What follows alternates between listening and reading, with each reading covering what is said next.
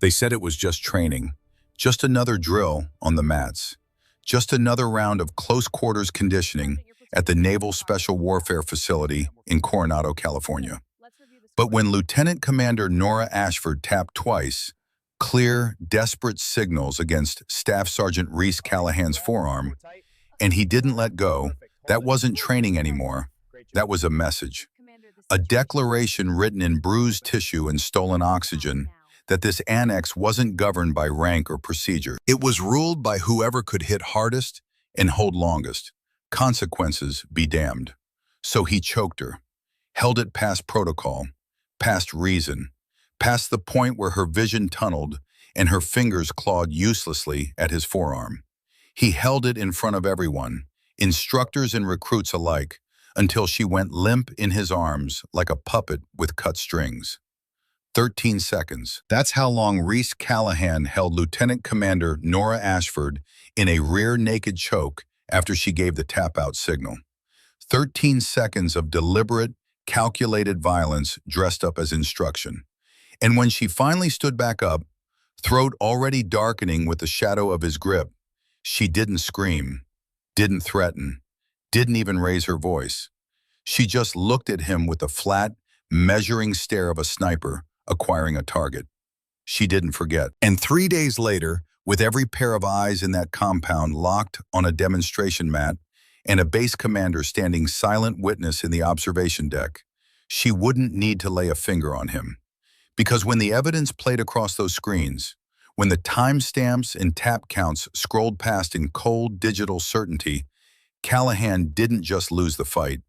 He lost everything. But before we show you the exact moment his world collapsed, before those screens lit up with proof that would end a decorated Marine's career, we need to go back. Back to where this really started. 72 hours before that choke, in a briefing room half a country away, where a woman with a sniper's eyes and a dead mentor's legacy made a choice that would change everything. The briefing room at Naval Operations Command in Norfolk sat 3 stories underground, all concrete walls and fluorescent lighting that never quite reached the corners. No windows, no natural light, just the steady hum of climate control and the weight of classified decisions pressing down from above. Lieutenant Commander Nora Ashford sat alone at the long aluminum table, hands flat on the cold surface, waiting. She'd been waiting for 6 months. 6 months since the phone call that shattered her world. 6 months since Master Chief Sterling Wade, the man who trained her, mentored her, saved her life in a firefight outside Helmand Province, died in what the official report called a training accident. 6 months of knowing in her bones that it was no accident at all. The door opened. Admiral James Garrett entered without ceremony, a folder tucked under one arm, and the kind of weathered face that came from 30 years of making hard calls in dark rooms like this one. He didn't salute. Neither did she. This wasn't that kind of meeting. Commander Ashford, he settled into the chair across from her, didn't open the folder. You know why you're here. It wasn't a question. Coronado, she said. Her voice came out steady, controlled. Years of operational discipline keeping everything locked down tight. The Combat Conditioning Annex. Garrett's eyes narrowed slightly. 3 informal complaints in the last 8 months, all involving the same instructor. Staff Sergeant Reese Callahan, Marine Raider, Bronze Star recipient, 2 Afghanistan tours. He paused. Let that sink in. Decorated, respected, connected, and dangerous. We don't know that for certain, Garrett continued. That's the problem. He finally opened the folder, slid a photograph across the table. A man in his late 30s, athletic build, regulation fade, the kind of face that could have been carved from granite, the kind of face that smiled without warmth, ever reaching past his mouth.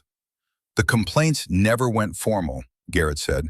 No evidence, no witnesses willing to testify, just whispers and rumors, and Marines who suddenly request transfers.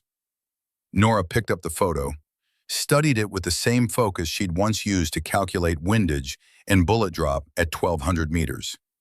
Master Chief Wade was investigating this program when he died. I know. Garrett's voice softened a fraction. Sterling was my friend too, Commander. We served together in Desert Storm, but his death was ruled accidental.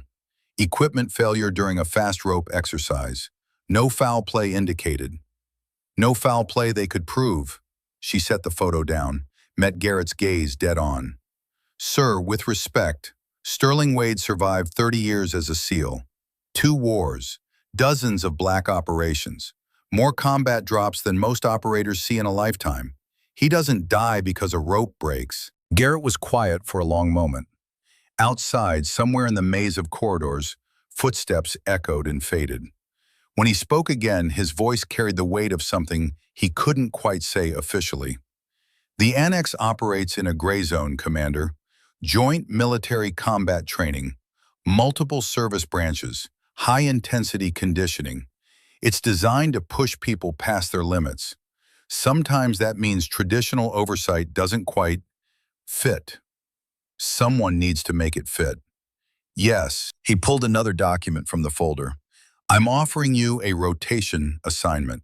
60 days at Coronado. Compliance and protocol oversight for the integration program. You'll observe, document, ensure all training exercises meet regulation standards. He slid the paper toward her. It's voluntary. Your record is spotless. You could decline and no one would question it. Nora didn't touch the document. Who's protecting Callahan? That's not, sir. She leaned forward slightly. 3 complaints that never went formal.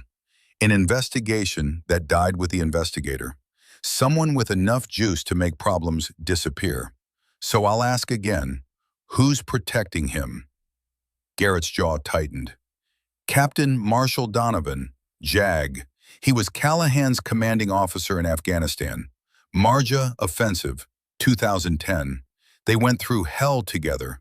Donovan's a rising star, and Callahan is his proof of concept for aggressive combat conditioning. He paused. If you take this assignment, you'll be going up against more than one staff sergeant. You'll be challenging an entire command philosophy. Good. Nora pulled the document toward her, found a pen in her pocket. Sterling Wade believed in doing things right. Honor and discipline, not just results. He died trying to prove both were possible. She signed her name in clean, precise strokes. I'm not letting that mean nothing. Garrett nodded slowly. Something like approval flickered across his weathered features. Wade trained you well. Best sniper in your class. Topped 2% of BUD/S candidates. You've earned your trident 10 times over. He stood, collected the folder. But Commander, you need to understand what you're walking into. The Annex isn't run by the chain of command on paper. It's run by whoever commands respect on the mats. And right now, that's Callahan. Then I'll have to change that. She stood as well. Came to attention. When do I leave? Tomorrow, 0600. Fly into San Diego. Report to the base commander for initial briefing. Then straight to the Annex. Garrett headed for the door. Paused with his hand on the handle. One more thing. Donovan will know you're coming. He'll know why. And he'll do everything in his power to protect his Marine. Let him try, sir. Garrett almost smiled. Wade said you were stubborn, said it was your greatest strength and your biggest weakness. He opened the door. Let's hope he was right about the first part. After he left, Nora remained standing in that windowless room for a long moment. Her hand drifted to her left shoulder, traced the ridge of scar tissue through her uniform shirt. 4 years ago, Helmand Province, 2019. A Taliban ambush that should have killed her entire squad. Would have, if Sterling Wade hadn't thrown himself between her and a burst of automatic fire. Taken rounds meant for her chest. Then still managed to return fire and coordinate their extraction. He'd survived that day. Barely. Spent 3 months recovering, another 6 in physical therapy, but he survived. And he came back stronger. More determined to make sure the next generation of warriors were trained right, trained with honor. And now, he was gone. Dead in a training accident that every instinct she possessed screamed was murder dressed up in official language. Nora pulled out her phone, opened the photo gallery, scrolled to an image she'd looked at 1,000 times. Her and Sterling at the sniper qualification range, both in ghillie suits, covered in dirt and camouflage. Her holding up a target sheet, 98 out of 100 possible points. Him grinning like a proud father, arm around her shoulders. That was deployment number 2, 2019, Kandahar province. She'd finished that deployment with 19 confirmed kills, her second highest count. By the time she left Afghanistan in 2021, after 4 full deployments spanning nearly 5 years, she'd accumulated 73 confirmed kills as a SEAL sniper. 73 enemy combatants eliminated at ranges most people couldn't imagine. The longest shot came in August 2020, 1,847 meters, just over a mile. A Taliban commander who never knew what hit him. But those numbers meant nothing without the man who taught her to shoot with patience instead of anger, who taught her that discipline wasn't weakness, it was the ultimate strength. "Mission accepted, Master Chief," she whispered to the empty room. "I'll finish what you started." The next morning, 36,000 feet over Arizona, Nora sat in a window seat watching the desert scroll past below. The commercial flight was nearly empty, just a handful of passengers scattered through the cabin. She traveled in plain clothes, civilian carry-on, nothing that marked her as military except the posture she couldn't quite shake, and the way her eyes automatically mapped exits and assessed potential threats. Her phone buzzed. Text message from a number she didn't recognize. "Welcome to California, Commander. Looking forward to working with you. R.C. Reese Callahan." So Donovan had already briefed him. Good. Let them know she was coming. Let them prepare whatever welcome they had planned. She'd face down enemy combatants in urban kill zones and mountain passes. A hostile training facility didn't scare her. She typed back, "See you on the mat, Staff Sergeant." Sent it. Then turned the phone over in her hands, studying it. Something felt wrong. Nora opened the settings, navigated to apps, scanned the list with the methodical attention to detail that had kept her alive through 4 combat deployments. There, an app she didn't recognize, installed 3 days ago, buried in system utilities where most people would never look. Location tracking. Her blood went cold. They'd been monitoring her since the moment Admiral Garrett gave her this assignment, since before she even left Norfolk. Every movement tracked, every decision anticipated. Reese Callahan knew she was coming because someone in Admiral Garrett's office had told him. There was a mole. Someone in Norfolk had betrayed her. But who? Nora deleted the app, powered down the phone completely, pulled the SIM card and snapped it in half. She'd get a burner in San Diego. Secure communications only from now on. If they wanted to play dirty, she'd show them what a SEAL sniper did when someone tried to track her movements. She'd disappear into the terrain, gather intelligence, wait for the perfect shot, and when she took it, they'd never see it coming. In her carry-on, wrapped in a soft cloth, rested Sterling Wade's service pistol, a Kimber 1911 .45 caliber, custom grips, the frame worn smooth from decades of use. He'd left it to her in his will, along with a handwritten note she'd memorized. "Nora, if you're reading this, then I didn't make it. Don't mourn. Finish the mission." The Annex needs someone who understands that discipline isn't weakness. It's the ultimate strength. Make them understand. Make them remember. Sterling. The plane descended through thin clouds toward San Diego. Nora watched the city emerge below. The naval base sprawling along the coastline. Silver-gray ships floating like chess pieces in the harbor. Somewhere down there, at the Combat Conditioning Annex, Reese Callahan was waiting. Confident, protected, untouchable. He had no idea what was coming.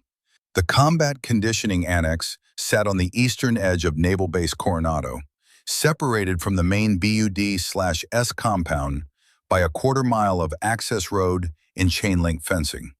It wasn't the gleaming, well-maintained facility that tourists imagined when they thought of SEAL training. This was the ugly stepchild, the place where the real work happened, away from cameras and official oversight.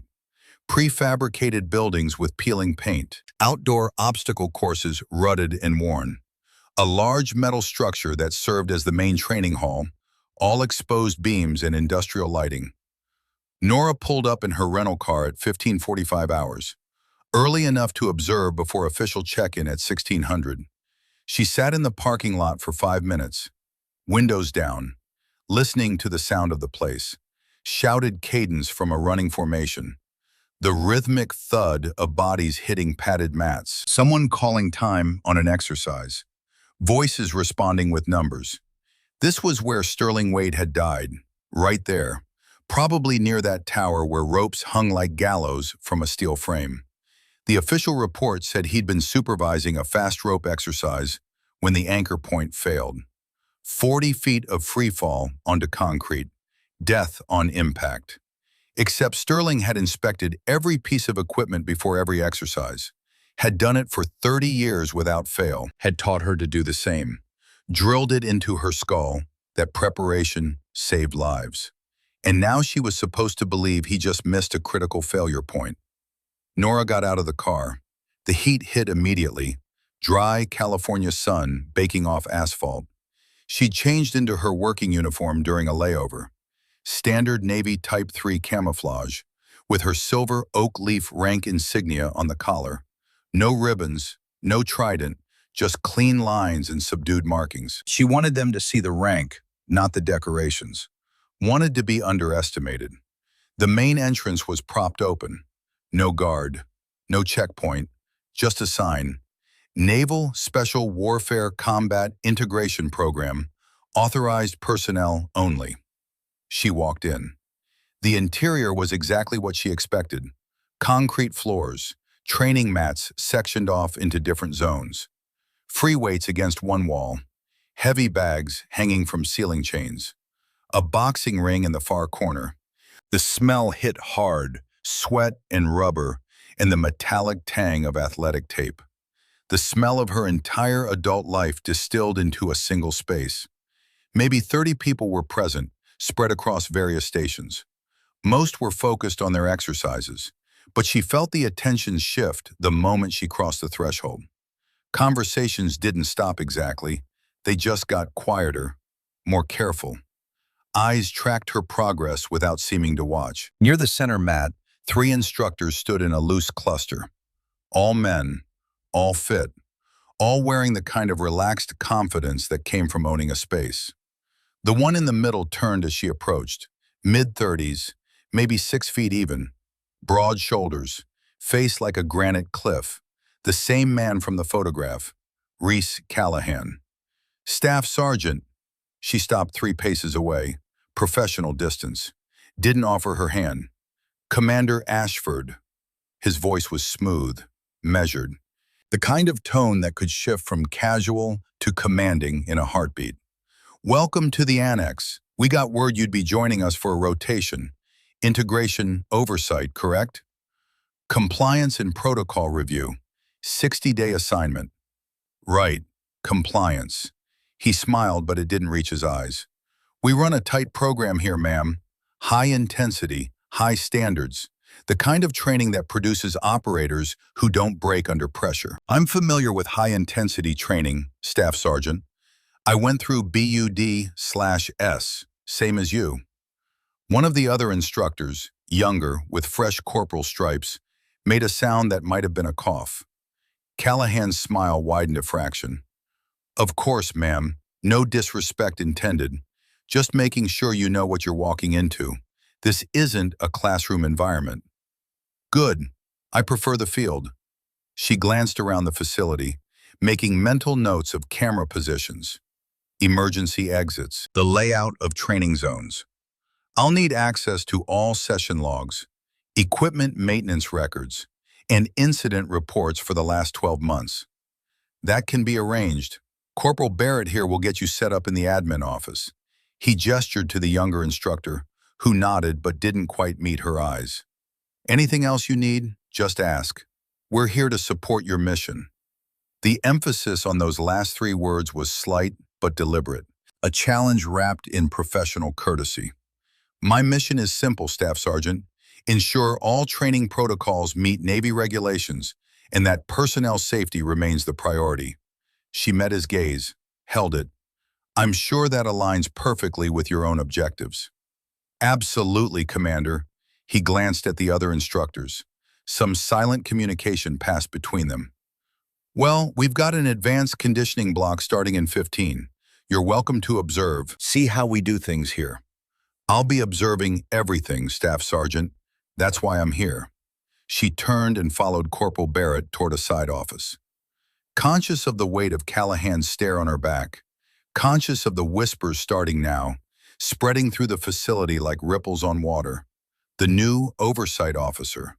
A woman, a SEAL, sure, but oversight, paper pusher, clipboard warrior. Let them think that. Let them underestimate. She'd spent her career being underestimated, and she'd spent her career proving people wrong. The office was cramped, barely room for a desk and 2 filing cabinets. Corporal Barrett pulled out a chair for her, then hovered uncertainly near the door. He was young, maybe 25, with a kind of nervous energy that spoke of someone who'd seen something and didn't know what to do about it. Thank you, Corporal. She sat, kept her voice neutral. The files? Yes, ma'am. They're in the system. Digital access. I'll get you login credentials. He pulled out a notepad, scribbled something, then stopped, looked at her, looked away. Ma'am, is this conversation private? Nora's instincts went on alert. It can be. Barrett closed the office door, lowered his voice. I heard you were coming. Heard you were here because of Master Chief Wade. He swallowed hard. I wanted you to know he was a good man. What happened to him, it wasn't right. You were here when he died. Yes, ma'am, I saw the whole thing. Saw the ropes snap. Saw him fall. His hands clenched into fists, then released. But ma'am, I also saw Staff Sergeant Callahan inspecting that equipment 2 hours before. Saw him up on the platform with a toolkit. And when I asked what he was doing, he told me to mind my own business and get back to my station. The air in the small office suddenly felt very thin. Did you report that to anyone? I tried, went to the base safety officer, filed a preliminary statement. Barrett's voice dropped even lower. 3 days later, Captain Donovan showed up at my quarters, told me I must have been mistaken, that Callahan was just doing routine safety checks, same as always. Said if I kept pushing a false narrative, it would look bad for my career, make people think I couldn't handle the pressure. Nora kept her expression neutral, but inside, ice formed along her spine. What did you do? I backed off, withdrew my statement, said I must have misunderstood what I saw. He finally met her eyes, and she saw shame there, and fear, and something harder underneath. I've regretted it every day since, because Master Chief Wade was trying to help us, trying to fix this place, and we let him die for it. She leaned forward slightly. Corporal Barrett, I need you to understand something. If you're willing to testify to what you just told me, if you're willing to go on record, I can protect you. But it has to be official. It has to be documented. I know, ma'am. He straightened up, some of that military bearing returning. That's why I'm telling you now. I've got 6 years in the Corps. I love the Marines, but not like this. Not with someone like Callahan making us all look bad. He paused. There's something else you should know. I'm not the only one. There are others who've been on the wrong end of his training methods. But they're scared. Scared of retaliation. Scared of getting blacklisted. Get me names. Quietly. No official approach yet. Just names of people who might be willing to talk if they knew they had protection. She pulled out a card with her contact information, handed it to him. And Corporal, watch your back. If they moved against Wade, they won't hesitate with you. He took the card, nodded, and left. Nora sat alone in the office, processing. So it wasn't paranoia, wasn't grief making her seek conspiracies and accidents. Callahan had been at that rope, had been tampering with equipment, and when someone tried to report it, Donovan himself had shut it down. She pulled out her new burner phone, opened the encrypted message app, typed quickly, "Admiral Garrett, credible witness to Wade's death. Equipment tampering suspected. Needs secure channel for evidence transfer." The response came 30 seconds later. "Acknowledged. Channel established. Proceed with extreme caution. They're watching." She deleted both messages, then opened her laptop and began pulling up the training logs. If Callahan had a pattern, if he'd done this before, there would be traces. Equipment failures, injuries, incidents that looked routine on paper but formed a picture when assembled. She'd spent 4 years as a sniper. Patience was her specialty, waiting for the perfect shot, the moment when everything aligned and the target stepped into view. This was the same. Gather intelligence, identify the pattern, wait for the opening, then take the shot that ended it. The afternoon training session was brutal by any standard. Nora stood at the edge of the main mat, clipboard in hand, watching Callahan put a dozen recruits through what he called combat stress conditioning. It was essentially controlled drowning on dry land. Each recruit took turns in a submission hold while their partner applied pressure, simulating the panic of oxygen deprivation without the actual danger. Except the line between simulation and danger was thinner than regulation allowed. She watched Callahan demonstrate on a willing volunteer, a young Marine corporal who'd clearly done this before. The technique was textbook perfect. Rear naked choke, one arm wrapped around the throat, the other supporting behind the head. Callahan talked through it calmly, professionally, explaining the pressure points, the blood flow restriction, the safe duration. "You'll feel them tap here," he demonstrated, the corporal's hand slapping his forearm twice. "That's your signal. You release immediately, not after you finish your count, not after you make your point, immediately." He let go. The corporal gasped, nodded, and the group moved on to practice. Textbook. Perfect. Exactly what the manual prescribed. But Nora had been around operators long enough to know the difference between what people did when they were being watched and what they did when they thought no one was paying attention. Callahan knew she was there, knew she was documenting, knew every move was being evaluated. This was the sanitized version, the performance. She wanted to see what happened when the performance ended. For the next 2 hours, she took notes. Times, participants, technique, execution. Everything by the book. Everything professional. Callahan ran a tight session. No wasted time. Clear instructions. Immediate corrections when someone's form slipped. He was good at this. That was the problem. Good enough to hide the bad. At 1800 hours, the session ended. Recruits filtered out, exhausted and dripping sweat. Callahan approached her, towel around his neck, barely breathing hard. "Thoughts, Commander?" "Your technique is solid. Instruction is clear." She didn't look up from her clipboard. Duration times were within regulation. Safety protocols observed. "Glad to hear it." He took a drink from a water bottle. "You know, Master Chief Wade used to observe our sessions too. He appreciated what we were trying to accomplish here. Building warriors who don't quit under pressure." She looked up at that, met his eyes. Master Chief Wade also believed in doing things right, not just hard. "Right and hard aren't mutually exclusive, ma'am." "No, but hard without right is just brutality." She closed her clipboard. "I'll be back tomorrow, Staff Sergeant, same time." Looking forward to it. She left the training hall, conscious again of eyes tracking her movement. In the parking lot, sitting in her rental car with the windows up and the AC blasting, she finally let herself exhale. The professional mask slipped for just a moment, and underneath was pure, cold fury. Sterling Wade had stood where she stood, had watched Callahan run sessions just like the ones she'd witnessed, had seen the same perfect performance, the same by-the-book technique. And he'd known, just like she knew that it was a lie. Her phone buzzed. Text from an unknown number. Tomorrow night, 1900 hours. Voluntary advanced training. You should see it. A friend. Barrett had to be giving her a heads up about something that happened off the official schedule. Something Callahan ran when he thought no one important was watching. She saved the number, then pulled out of the parking lot. She had less than 24 hours to prepare, to plan, to position herself for whatever was coming, because something was definitely coming. She could feel it the way she'd once felt enemy positions before they revealed themselves. The weight of hostile attention. The tension of violence about to break loose. Good. Let it come. She'd survived worse than Reese Callahan. Survived Taliban ambushes and firefights that lasted hours. Survived selection and training designed to break the strongest candidates.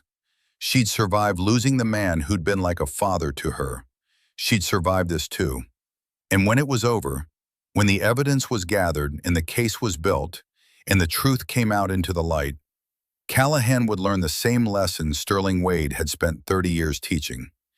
Discipline wasn't weakness, it was the weapon that never missed. The next morning arrived cold and gray, marine layer fog rolling in off the Pacific and settling over Coronado like a wet blanket. Nora was at the annex by 0530, an hour before official operations began, moving through the empty facility with the systematic attention to detail that had kept her alive through 4 combat deployments.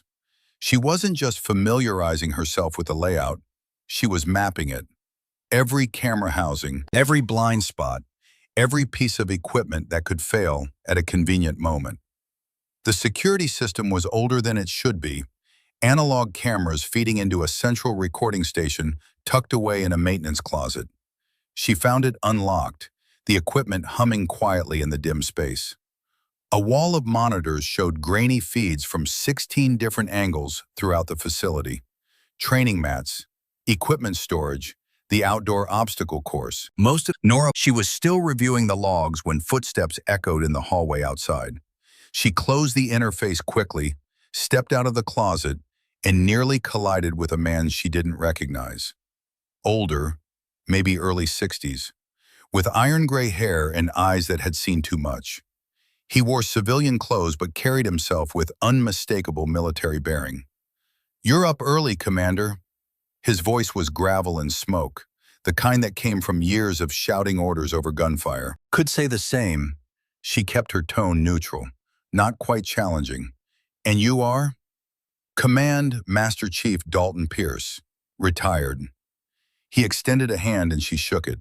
His grip was firm, the hand of someone who'd spent a lifetime doing hard work. "Though I still consult here from time to time. Oversight, quality control, making sure standards don't slip." "Then we're in the same business, are we?" He tilted his head slightly, studying her with an intensity that felt like being scanned by radar. "Because from where I stand, Commander Ashford, you're not here for routine oversight. You're here because Sterling Wade was my friend, and someone murdered him." The words hung in the narrow hallway like smoke. Nora's hand drifted toward her sidearm before she caught herself, forced her body back to neutral. "That's a serious accusation, Master Chief." "It's a serious situation." Pierce glanced back the hallway, then gestured toward a small office. "Walk with me." She followed him into what looked like a storage room, converted into a makeshift workspace. No windows, just filing cabinets and a desk covered in papers. Pierce closed the door, threw the lock, then turned to face her. "Sterling and I served together for 20 years. Desert Storm, Panama, a dozen operations you'll never read about in any official record." His voice carried the weight of old grief, barely controlled. "He was the best SEAL I ever knew. And 6 months ago, I watched his body get loaded into an ambulance because someone wanted him dead. You were here that day. I was in the observation deck, saw the whole thing." He moved to the desk, pulled a folder from beneath a stack of equipment manuals. Sterling knew something was wrong at this facility, knew it in his gut, the same way he knew when an operation was about to go sideways. So he started documenting, quietly, carefully, building a case. He handed her the folder. Inside were dozens of pages, incident reports, handwritten notes, photographs of injuries, names and dates going back 2 years. And at the center of nearly every incident, one name kept appearing: Staff Sergeant Reese Callahan. Sterling collected all this. Nora flipped through the pages, her trained eye picking out patterns. Extended holds, excessive force, recruits with injuries that didn't quite match the official explanations. He did, and he was going to submit it through proper channels, file a formal complaint, request a full investigation. Pierce's jaw tightened. Then, 2 days before his scheduled meeting with the base commander, the rope broke. Corporal Barrett told me he saw Callahan at the tower that morning. Barrett's a good kid, scared but good. Pierce sat heavily in the desk chair, suddenly looking all of his 62 years. He's not the only one who's seen things, Commander, but when Captain Donovan showed up to intimidate him, the message was clear. Keep your mouth shut or your career ends. Nora closed the folder, held it against her chest. Why didn't you come forward? You outrank everyone at this facility. I'm retired, civilian contractor, no authority beyond advisory capacity. The bitterness in his voice was sharp enough to cut. And I had no proof. Sterling kept his investigation compartmentalized. Didn't tell me everything in case something happened to him. Smart operational security, but it meant when he died, the evidence died with him. Not all of it, Nora tapped the folder. This is substantial. It's a starting point, but it won't be enough. Not against Donovan, not without something definitive. Pierce stood, moved to one of the filing cabinets, pulled out a small electronic device, a portable hard drive. Sterling installed auxiliary motion sensors throughout the facility, off the main grid, independent power supply, hidden in equipment housings and structural supports. He held it out to her. He knew the official cameras kept malfunctioning. Nora felt her pulse quicken. Are they still operational? Some of them. I've been maintaining them since he died, waiting for the right moment, the right person. He handed her the drive. The footage is encrypted. Password is Trident227. That was Sterling's BUD/S class number. She took the drive, slipped it into her pocket. Why give this to me now? Because you're here for the right reasons. Because you were Sterling's legacy, the operator he was most proud of training. Pierce's expression softened slightly. And because last night I got word that Callahan is planning something, a voluntary training session tonight, off schedule, off record, the kind where accidents happen. The text message, Barrett's warning. He's going to come after me. He's going to test you, see if you break, see if you quit, see if you give him an excuse to sideline you, the same way he sidelined everyone else who got too close. Pierce moved to the door, unlocked it. But Commander, you need to understand something. Callahan isn't just some rogue instructor. He's a decorated combat veteran with demons he never processed. And Donovan has convinced him that aggressive training is the only thing standing between American warriors and failure. In his mind, he's doing the right thing. Doesn't matter what's in his mind if his methods kill people. No, it doesn't. Pierce opened the door, paused. Sterling's last words to me were about you. Said if anything happened to him, I should find Commander Nora Ashford. Said you were the one who could finish what he started. His eyes held hers. Don't make me tell him I failed. Then he was gone, disappearing into the facility's morning routine like smoke. Nora stood alone in the storage room office, the folder in one hand and the hard drive in her pocket, and felt the weight of it all settle on her shoulders. This wasn't just about exposing one bad instructor anymore. This was about institutional protection, about senior officers closing ranks, about a culture that valued results over regulations and punished anyone who questioned the system. Sterling Wade had questioned the system, and it killed him. She wouldn't make the same mistake. She wouldn't question it. She'd document it, expose it, and burn it down with the cold efficiency of someone who'd spent years taking precision shots from a mile away. But first, she had to survive tonight. The day passed in a blur of official duties. Nora attended morning formation, observed training blocks, reviewed equipment logs, maintained her professional mask while her mind worked through tactical planning. Callahan ran his sessions with the same textbook precision as the day before. Perfect technique, clear instruction, everything by regulation. The performance continued, but she noticed small things, the way other instructors deferred to him, even though he wasn't the senior NCO present. The way recruits tensed slightly when he approached. The silence that fell when he spoke, not the respectful silence of military discipline, but something heavier, fear dressed up as respect.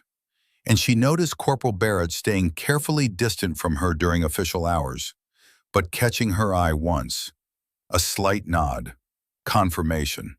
Tonight, at 1700 hours, Nora returned to her temporary quarters on base, a small efficiency unit in the bachelor officer housing. She changed out of her uniform into workout gear, black compression shorts and a gray Navy PT shirt, taped her hands carefully, methodical wraps that protected the small bones of her fingers and knuckles. Stretched methodically, working through the routine that Sterling Wade had taught her years ago. Preparation saves lives, Nora. His voice echoed in her memory, clear as if he stood beside her. The fight is won or lost before it starts, in the decisions you make when you're calm and thinking clearly. She pulled out the Kimber 1911 from her bag, checked the chamber out of habit, then locked it in the room safe. Where she was going, a firearm wouldn't help. This would be settled on the mats. In the old way, body against body, will against will. At 1845, she drove back to the annex. The parking lot was less full than during daytime operations, but a dozen vehicles remained. She recognized Callahan's truck, Barrett's sedan, others she didn't know. The main training hall was lit, but quiet. She entered through the side door, found maybe 15 people present, mostly junior instructors and senior recruits, the ones hungry enough or foolish enough to volunteer for extra training. They looked up as she entered, surprise flickering across faces. Callahan stood in the center of the main mat, hands on hips, a slight smile playing at the corners of his mouth.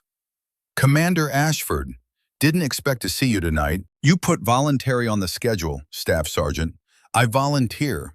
She moved toward the mat, keeping her movements casual. Relaxed. Predators could smell fear. Unless there's a reason I shouldn't be here. No reason at all, ma'am. We're just running some advanced conditioning, high-intensity scenarios, combat stress inoculation. He gestured around the facility. You'll notice the body cameras are off. This is unofficial, unrecorded. We find that recruits respond better without the pressure of documentation. Interesting approach. She stepped onto the mat, began stretching, though it does raise questions about accountability. Accountability comes from results, Commander. We send warriors into combat who don't break, who don't quit, who keep fighting even when every instinct screams at them to surrender. His voice carried to the watching group. That kind of resilience isn't built in sanitized conditions. It's forged in the fire. Master Chief Wade had a different philosophy. He believed discipline and intensity weren't mutually exclusive. Something flickered in Callahan's eyes. Anger, maybe, or recognition that she just invoked a name that carried weight. Master Chief Wade was a great SEAL, but he came from a different era. The enemy has evolved. Our training has to evolve with it. Or we abandon the principles that made us effective in the first place. She finished stretching, straightened. But I'm not here to debate philosophy, Staff Sergeant. You're running a training session. I'm observing. So let's see what you've got. The next hour was controlled violence. Callahan put the group through scenarios that pushed every physical and mental limit. Grappling drills that went past the point of fatigue. Submission holds held longer than regulation. Controlled aggression that occasionally slipped past controlled into something darker. Nora watched it all, committing everything to memory. The techniques were sound, the instruction clear, but the intensity crossed lines that existed for good reasons. She saw a young Marine tap out of a triangle choke, the signal clear and desperate, and watched Callahan hold it for 3 additional seconds before releasing. Saw the kid gasp and cough, tears streaming, while Callahan stood over him. In combat, the enemy doesn't let go when you tap. You fight until you escape or you die. It was the same logic, the same justification, and on the surface it even made a twisted kind of sense. But there was a difference between training that simulated stress and training that inflicted trauma. Sterling Wade had known that difference, had tried to teach it. At 20-30 hours, Callahan called a break. Most of the group collapsed onto benches, gasping, reaching for water bottles. But Callahan's attention focused on Nora. "Commander, you've been observing for a while. Care to participate? Get a feel for what we're actually doing here." It was the trap she'd been waiting for. The moment when he'd test whether she could back up her SEAL credentials or whether she was just another oversight officer who'd lost their edge behind a desk. "What did you have in mind, Staff Sergeant?" "Basic scenario. You and me. Demonstration bout. Show the recruits what proper technique looks like when executed by experienced operators." He smiled, all professional courtesy, unless you'd prefer not to. Declining would mark her as soft, as someone who wouldn't put herself at the same risk she expected of others. But accepting meant stepping into his world, on his terms, without cameras or official witnesses. In the corner, she caught Barrett's eye. He gave the slightest shake of his head, a warning. She smiled coldly. "Let's go, Staff Sergeant." They squared off on the center mat. No protective gear, no referee, just 2 trained operators in the space between them. The watching group formed a loose circle. Quiet now, sensing that this was more than a demonstration. "Standard rules," Callahan announced. "Submission holds, controlled strikes, tap out ends the engagement." He rolled his shoulders, loose and confident. "Commander, ready when you are." They circled once, testing distance, timing. Nora moved with the economy of motion that came from years of operational experience. No wasted energy, every step deliberate. Callahan matched her, also efficient, but with an edge of aggression barely held in check. He struck first, a testing jab that she slipped easily. She countered with a low kick that he checked, both of them feeling out range and reflexes. For 30 seconds, it was exactly what Callahan had promised, a demonstration between peers, technical and controlled. Then he shot in for a takedown. His level change was explosive, well-timed. Nora sprawled, defending with textbook form, but he adjusted mid-motion and drove her backward. They hit the mat hard, his weight pressing down, and she felt his forearm slide across her throat. Not yet locked in, still defensive position. She worked her hips, created space, started to escape. That's when his weight shifted, when the pressure increased past what the situation called for, when she felt his forearm bar across her trachea with intent that went beyond demonstration. Her hands came up, found his wrist, tried to relieve the pressure, but he was strong, experienced, and he knew exactly what he was doing. She tapped once. Clear signal, release me. He held. She tapped twice. Emergency signal. You're exceeding protocol. He held. 4 seconds. 5 seconds. Her vision began to tunnel, that familiar narrowing as oxygen deprivation took hold. 6 seconds.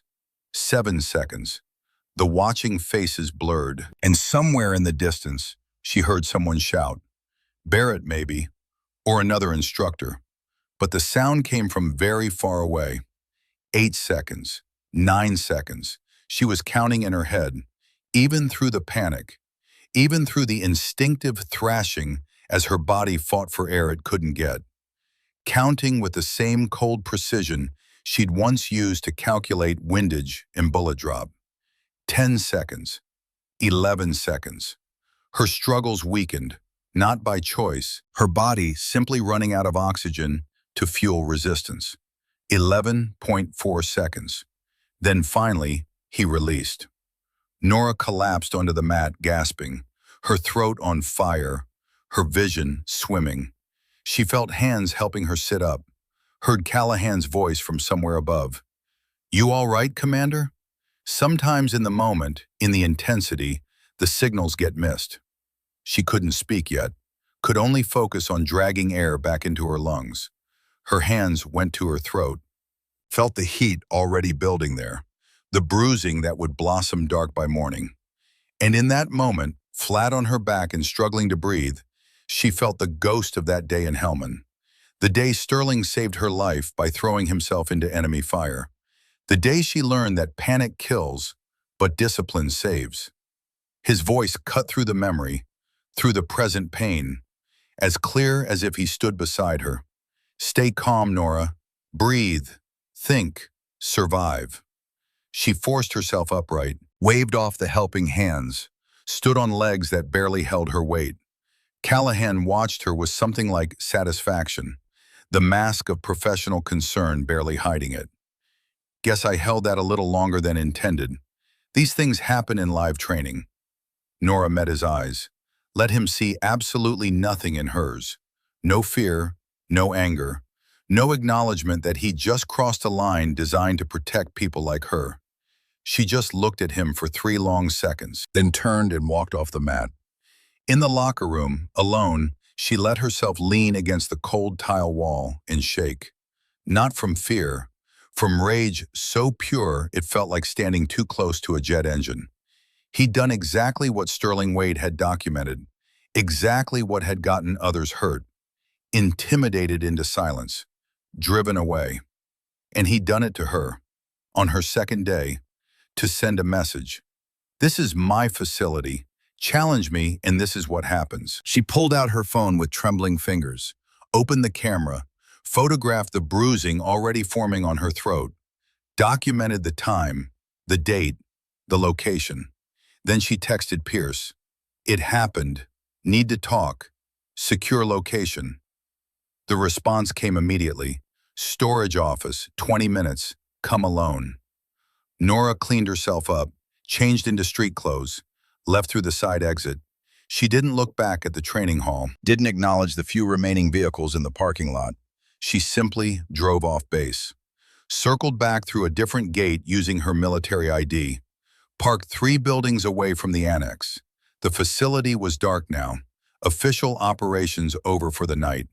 She used her access code to enter through a rear door, moved through the shadowed hallways with practiced silence, found Pierce waiting in the storage office. He took one look at her throat, and his weathered face went hard as stone. "When?" 30 minutes ago. Voluntary training session, no cameras, demonstration bout. She handed him her phone, showing the photographs. He held 11.4 seconds past tap protocol. Had witnesses, but they're all in his camp. Pierce was already pulling out the portable hard drive, connecting it to his laptop. Sterling's auxiliary sensors should have captured it. Camera placement is designed for blind spots in the official system. His fingers flew across the keyboard, entering passwords, navigating encrypted directories. If the sensors were active, if the battery backup held, the screen flickered. Grainy footage appeared, infrared imaging showing heat signatures against dark backgrounds. The angle was from somewhere up in the rafters, looking down on the main training mat. Nora watched herself in Callahan's circle. "Engage, go to the ground," watched his arm lock across her throat, watched herself tap once, twice, watched her body begin to go slack while he held and held and held. The timestamp in the corner was merciless, 11.4 seconds from first tap to release. "Got you," Pierce breathed. "We've got him." But Nora was shaking her head. "It's not enough. One incident, first-person perspective, footage from an unauthorized camera system. His lawyers will argue it was a training accident, a missed signal in the heat of the moment." She met Pierce's eyes. We need pattern. We need multiple incidents. Then we wait for him to do it again. No, her voice was steel.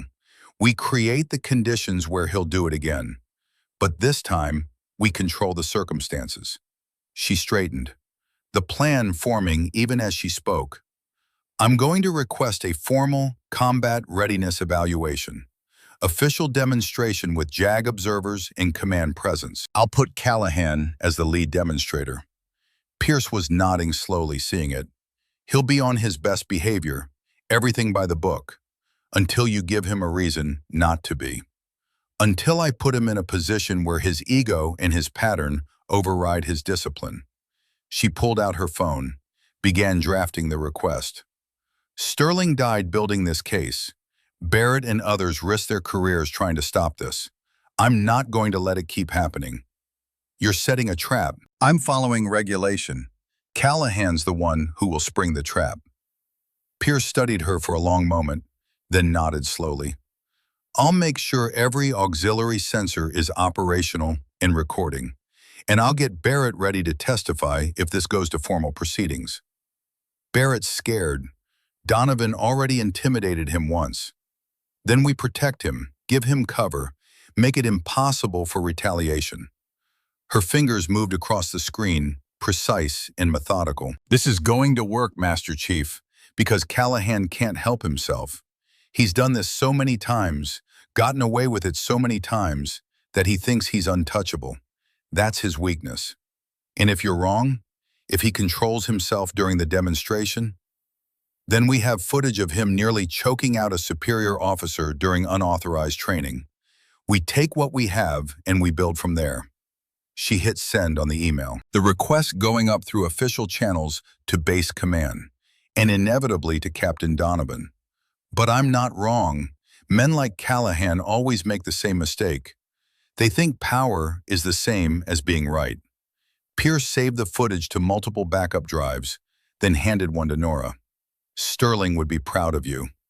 Sterling would tell me I'm being reckless. He'd tell you that too. The old SEAL almost smiled.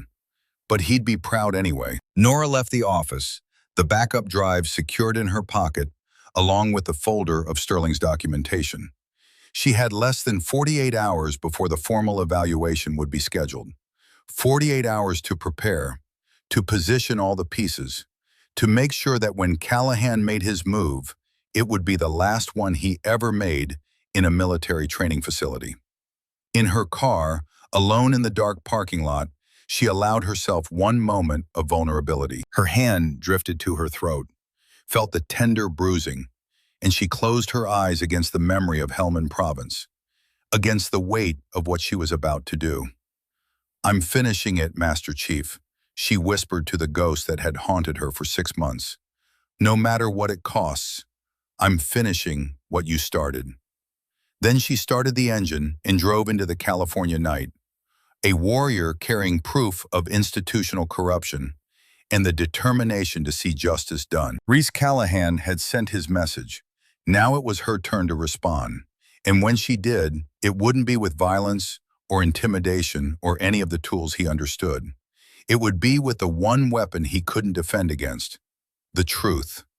Documented and undeniable, wielded with the precision of a sniper shot. The reckoning was coming, and this time protocol would hit back harder than any fist ever could. The notification came through official channels at 0847 the next morning. Nora sat in her temporary quarters, coffee cooling on the desk beside her laptop, and read the email from Base Command 3 times to make sure she understood every word. Combat Integration Program Formal Evaluation scheduled for Friday, 1600 hours. Lead Demonstrator, Staff Sergeant Reese Callahan, USMC. Observers, Captain Marshal Donovan, JAG. Lieutenant Commander Rachel Vance, JAG. Base Commander authorization granted. All personnel will report in dress uniform. Facility recording systems will be active and monitored.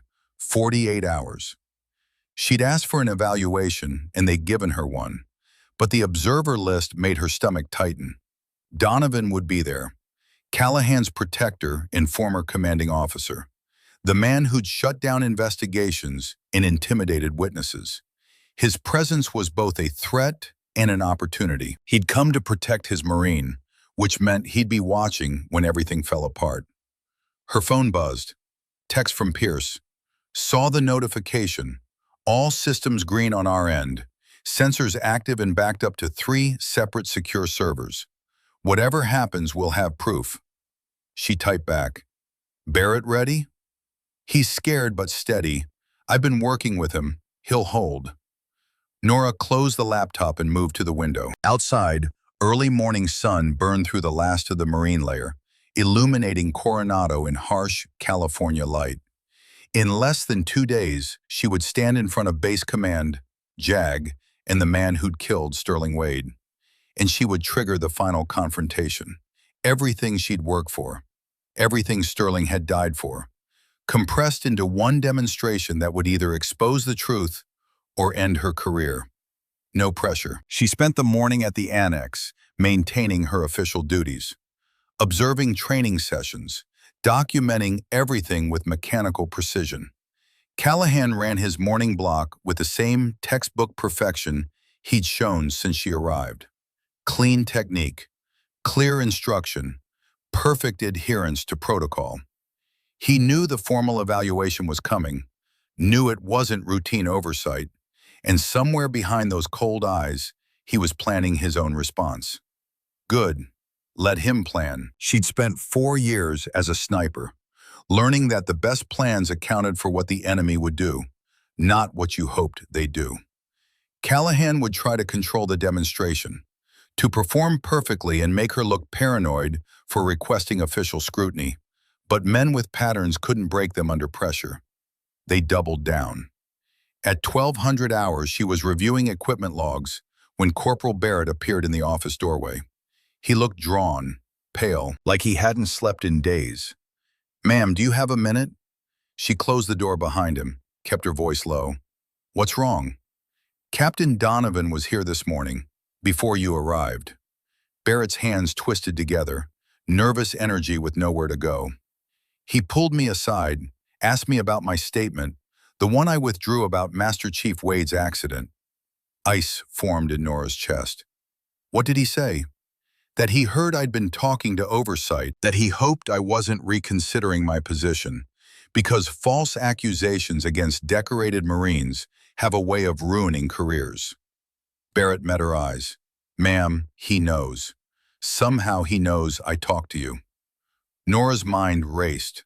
The tracking app, the mole in Norfolk. Someone had been feeding Donovan information from the start. Did you tell him anything? No, ma'am, but he made it clear that if I testify at this evaluation, if I say anything that contradicts the official narrative, I'm done. Not just here, everywhere. He paused, then continued in a quieter voice. There's one more thing. When Captain Donovan was leaving, he mentioned something strange. He said, tell Commander Ashford that Captain Jenkins sends his regards. Nora's blood went cold. Captain Richard Jenkins, Admiral Garrett's chief of staff, the man who processed all her assignment paperwork, who had access to her phone records, her travel itinerary, everything. Did Donovan say anything else? Just that Jenkins was very helpful with logistics. Then he smiled like he'd told a joke I didn't get. After Barrett left, Nora pulled out her burner phone, sent an encrypted message to Admiral Garrett. Sir, need immediate background check on Captain Jenkins. Suspect leak from your office. The response came 2 hours later, not from Garrett, from JAG investigator Vance. Commander Ashford, Admiral Garrett asked me to respond. Captain Jenkins requested early retirement yesterday, effective immediately. When questioned, he admitted accepting payments from Captain Donovan in exchange for information on oversight assignments. Said he was helping a brother officer. Full investigation underway. Your communications are now secure. Vance. So that's how they'd known, how the tracking app got installed, how Donovan knew she was coming before she even landed in California. Jenkins had sold her out for money and misguided loyalty. But he was too late. The trap was already set. Nora moved to the window, mind working through the angles. Donovan was smart, had to be, to make captain in JAG. He'd seen her request for evaluation, connected it to Barrett's earlier statement, and moved to shore up the weak point in his defenses. Classic counterintelligence. Ident the vulnerability and neutralize it before it becomes a threat. Corporal, I'm going to be direct with you. She turned to face the empty room, then pulled out her phone and texted Barrett. What I'm about to do is going to be dangerous for everyone involved. Donovan has power, connections, and the will to use both. If you back out now, if you decide your career is more important than the truth, I'll understand. The response came quickly. Master Chief Wade died because he tried to do the right thing. I'm not going to dishonor his memory by doing the wrong thing to save myself. I've got footage from that night training session, when Callahan choked you, sending it now. 2 minutes later, her secure email pinged. Barrett's video file, encrypted and time-stamped. She downloaded it, added it to the growing collection of evidence. A third piece, a third angle, all showing the same damning truth. The next 36 hours passed in a blur of preparation. Nora coordinated with Pierce to ensure every auxiliary sensor would be operational during the evaluation. She reviewed the facility layout with tactical precision, identifying sight lines and camera positions, making sure there would be no blind spots when the moment came. She drafted her statement for JAG, clinical and detailed, laying out the pattern of violations without emotional embellishment.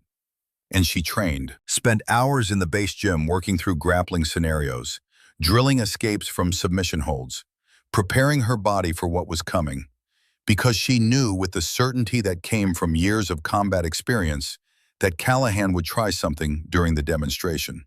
His ego wouldn't allow anything else. On Thursday evening, alone in her quarters, she sat at the small desk with Sterling's journal open in front of her. She'd been carrying it since Norfolk, reading and rereading his entries, looking for wisdom, for guidance, for permission to do what needed doing. The final entry was dated 2 days before he died. The handwriting was rushed, urgent. If I don't make it, evidence is in locker 227. Nora, finish this. The 73 kills made you sharp. This mission will make you legendary. Don't become like them to beat them. Stay disciplined. Stay true. Make them understand that honor and intensity aren't enemies. That's how we protect the warriors who come after us. That's how we protect the fallen. Sterling. She traced the words with her finger. 73 kills. Deployment 1, 2017. 12 confirmed. Learning the craft. Building patience. Deployment 2, 2019. 19 confirmed. The one where Sterling saved her life. Where she learned that survival wasn't about being the best shot. It was about being the smartest. Deployment 3, 2020. 23 confirmed. Her peak. The longest shot, 1,847 meters across a valley in Kandahar province. A Taliban commander coordinating an ambush on a convoy. 1 shot, 1 kill. 78 Marines went home to their families that day because of her patience. Deployment 4, 2021. 19 confirmed. The wind down. The beginning of the end of America's war in Afghanistan. 73 human beings she'd killed from distances where she could barely see their faces through her scope. 73 lives ended because she was better at her job than they were at theirs. Sterling had been proud of that record, not because of the body count, but because each kill had meant American warriors survived. Missions succeeded. Families stayed intact. He'd taught her that the sniper's art wasn't about taking life. It was about protecting it. And now she was being asked to use those same skills, the patience, the precision, the willingness to wait for the perfect shot, in a different kind of war. A war fought not across mountain valleys, but across conference tables and training mats. A war where the enemy wore the same uniform she did. She closed the journal, picked up her phone, composed a message to Pierce. Tomorrow, when Callahan chokes me, don't intervene. Let him finish. I need him to hold past protocol on official record. Trust me. She stared at the message for a long moment before hitting send. The response came within seconds. Commander, are you sure? She typed, This is my mission, Master Chief. Sterling trusted me to finish it. I need you to trust me too. A pause. Then, yes, ma'am. All systems will be recording. We'll have every angle covered. Nora set the phone down, pulled out her dress uniform, pressed and perfect, laid it across the bed along with her ribbons and insignia. Tomorrow she would walk into that evaluation wearing every decoration she'd earned, every mark of service and sacrifice. She would stand before Callahan and Donovan and the entire base command, and she would let them think they'd won. Right up until the moment she pulled the trigger. Friday morning arrived with cloudless skies and temperatures already climbing toward 90. Nora dressed in her service khakis with the precision of someone preparing for combat. The uniform crisp and perfect. Her ribbons arranged in precise rows above her left breast pocket. 2 purple hearts from her Afghanistan tours. A bronze star with Valor device. The Navy and Marine Corps Commendation Medal. And at the top, the SEAL Trident. Gold eagle clutching an anchor, flintlock pistol, and trident in its talons. She pinned Sterling Wade's original trident next to her own.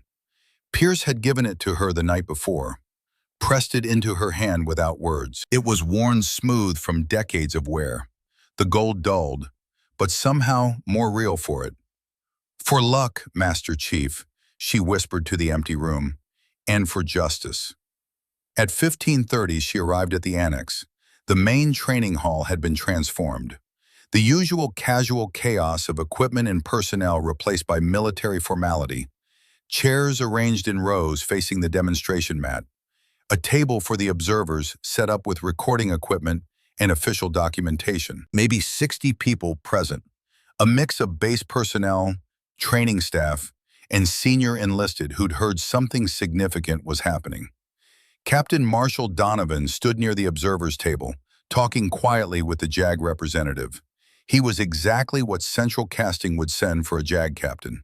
6 feet of coiled intelligence in a dress uniform, chest full of ribbons, the calculating awareness of someone trained to read threats and neutralize them. He glanced up as Nora entered. Something flickered across his face. Recognition, calculation, threat assessment. She maintained neutral expression and moved to her assigned position. Across the mat, Callahan stood with several other instructors, also in dress uniform. He looked calm, confident, every inch the decorated Marine. And why wouldn't he be? He'd done this 100 times. Always emerged untouched, always protected by the system. Today would be different. At 1600 hours, precisely, the base commander called the room to attention. Commander Richard Walsh, a submariner by trade, but responsible for all base operations, took position at the center table, late 50s, balding, with the kind of bureaucratic efficiency that kept complex organizations running.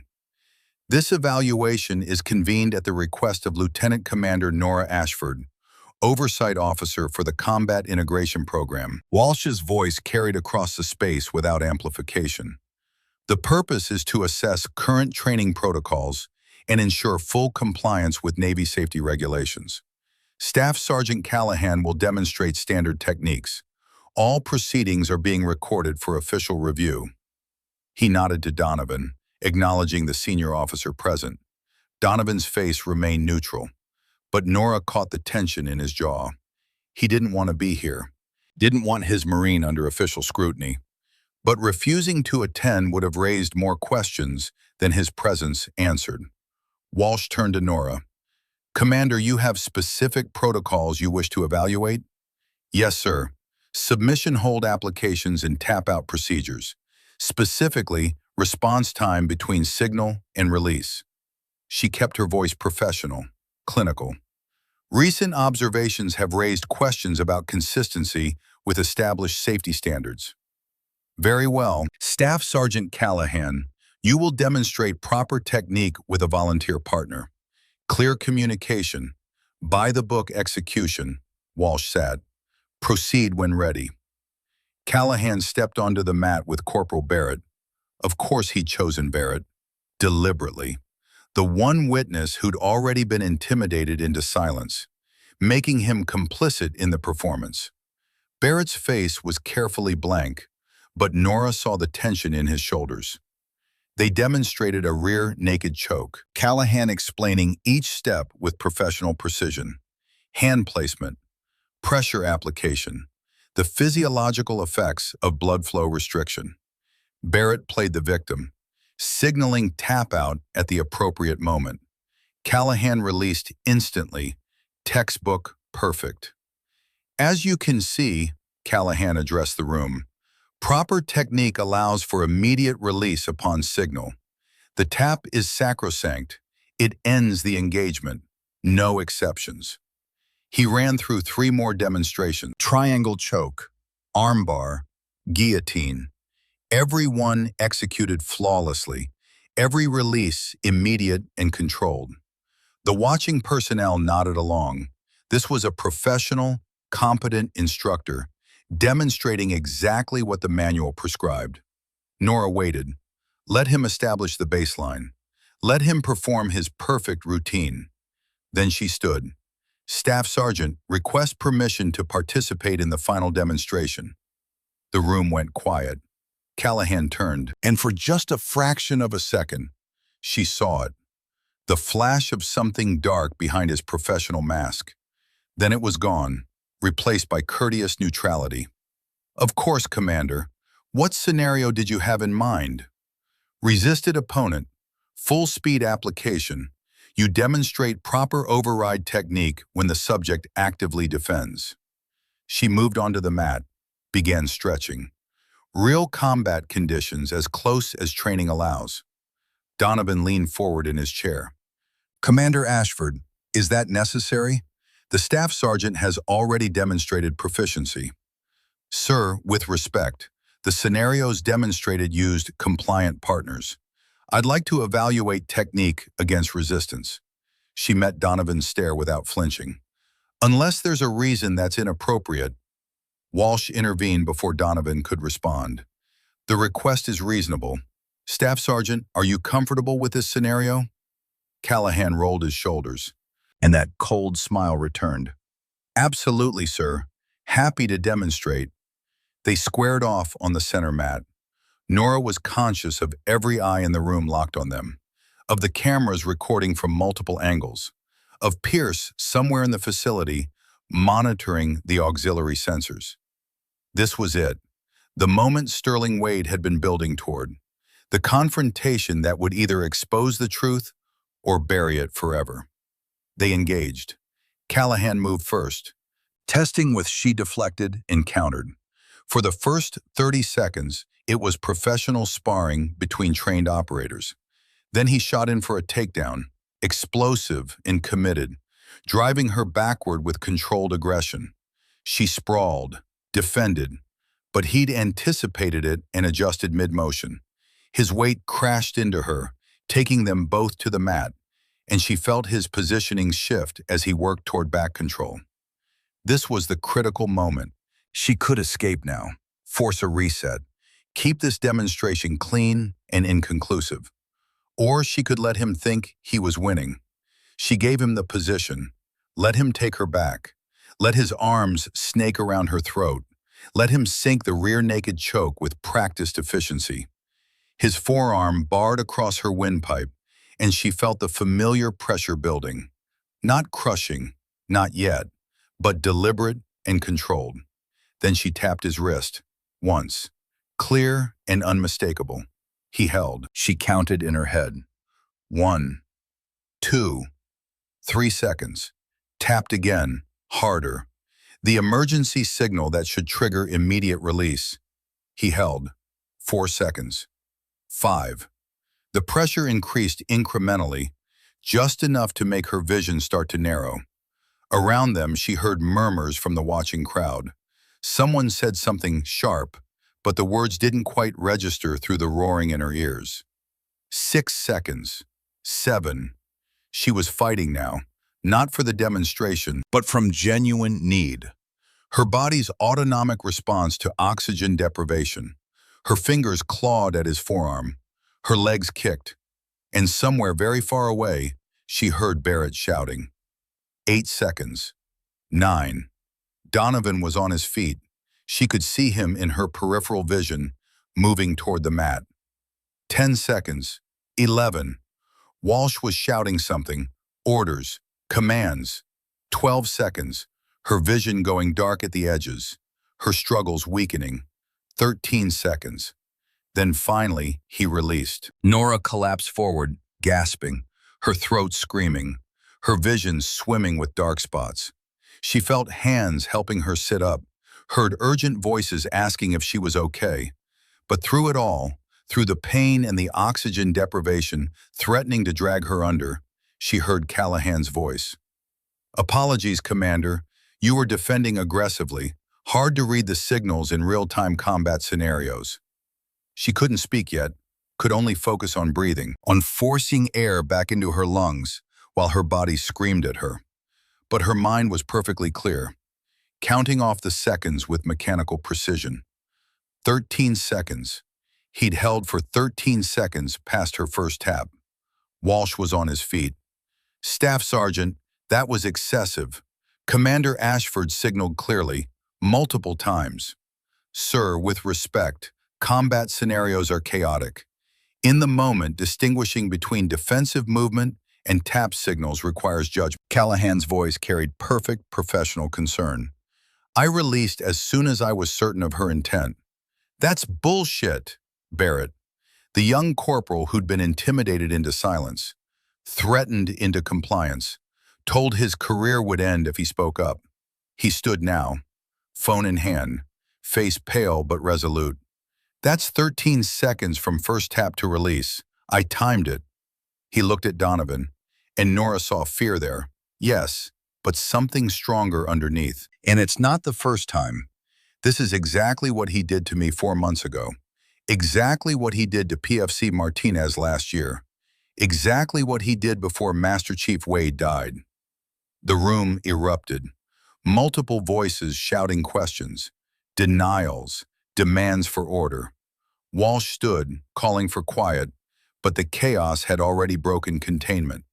And in that chaos, Nora pulled herself upright, stood on shaking legs, and spoke 4 words that cut through everything else. "Show them the footage." Pierce appeared from the equipment room, laptop in hand. He moved to the observer's table, connected to the display system, and suddenly the wall-mounted screens flickered to life. Split-screen footage showing multiple angles of what had just happened. The timestamps in the corners were merciless, counting off each second of the hold in digital precision. But it wasn't just the demonstration. Pierce played the footage from the night training session, showed Callahan choking Nora into near unconsciousness, showed the 11.4 seconds of hold past protocol, showed the pattern that testimony alone couldn't prove. Then older footage, incidents from months past, captured by Sterling's hidden sensors. Different victims, same technique. The pattern laid bare for everyone to see. Donovan was on his feet. "This footage is inadmissible. Unauthorized surveillance, chain of custody compromised, inadmissible in any formal proceeding." You're right. His bureaucratic efficiency adapting to new information. "Staff Sergeant Callahan, you are relieved of duty, effective immediately. You will surrender your facility access and report to base legal for interview." He looked at Donovan. "Captain, given your prior relationship with the staff sergeant, I'm requesting JAG assign a different officer to liaison during this investigation." "Commander Walsh, you're making a serious mistake based on questionable evidence and—" "Captain Donovan," Vance's voice was steel wrapped in professional courtesy.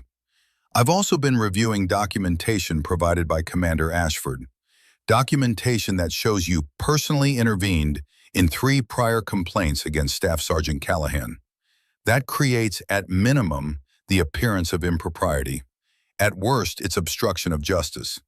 She paused, then added, and Captain Jenkins, your informant in Norfolk, is already in custody.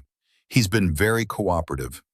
Donovan's face went hard. I was protecting a decorated Marine from false accusations. You were protecting your command philosophy from accountability. Nora found her voice, raw and damaged but clear. You convinced Staff Sergeant Callahan that aggressive training was necessary, that regulations were obstacles instead of safeguards. And when people got hurt, when Master Chief Wade tried to stop it, you made those problems disappear. You have no proof of that. I have Sterling Wade's documentation, 6 months of incident reports, witness statements, equipment inspection records. She pulled out the folder Pierce had given her, handed it to Vance, including his final notes from the day before he died. Notes that specifically mentioned concerns about equipment tampering and a planned meeting with Base Command that never happened because a rope mysteriously failed. The room had gone absolutely silent. Every eye moved between Nora, Donovan, and the screens still showing damning footage on endless loop. Walsh looked older suddenly, the weight of what he was hearing pressing down on him. Captain Donovan, you're also relieved pending investigation. Lieutenant Commander Vance, I'm requesting JAG take lead on a full review of this program and all related incidents. He turned to Nora. Commander, you'll make yourself available for complete testimony. Yes, sir. Callahan hadn't moved, stood frozen on the mat, watching his world collapse in real time.